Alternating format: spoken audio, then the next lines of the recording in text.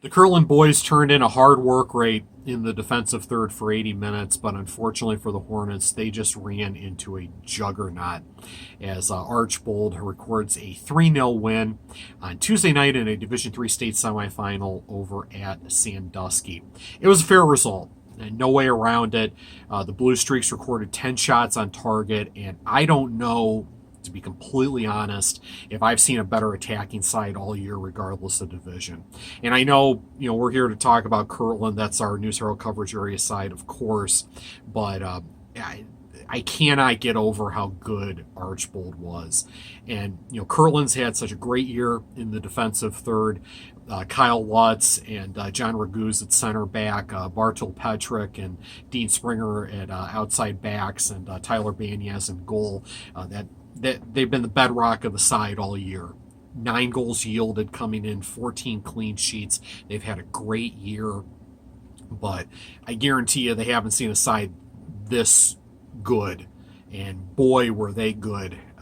They haven't seen a side this good all year. And that's saying something with some of the sides that they've seen on their schedule. But, I had the chance getting ready for this match to do some research, and you obviously look at it and you see that Archbold beat a side of Independence's quality 3-0, which is absurd given how good the Blue Devils were and have been for the last few years, coming out of the CBC, a side that our area sides know very well.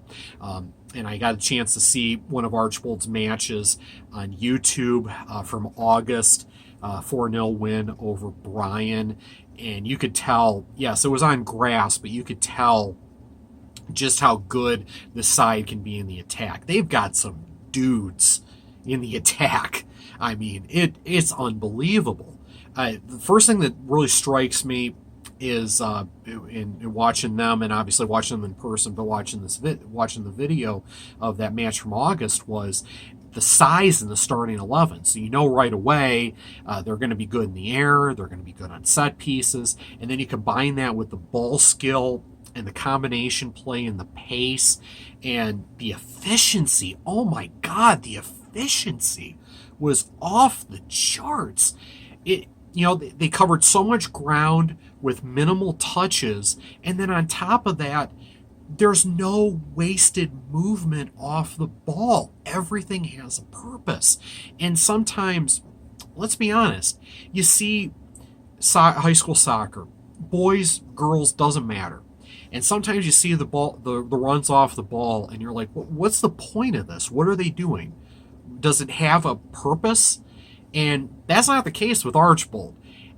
Everything has a purpose. There's no wasted movement, and that's impressive. When you can take a side that's been so good in the defensive third, like the Hornets all year long, and put 10 shots on target on them and beat them 3-0, that says a lot about your quality. And Archbold, like I said, they've got some dudes.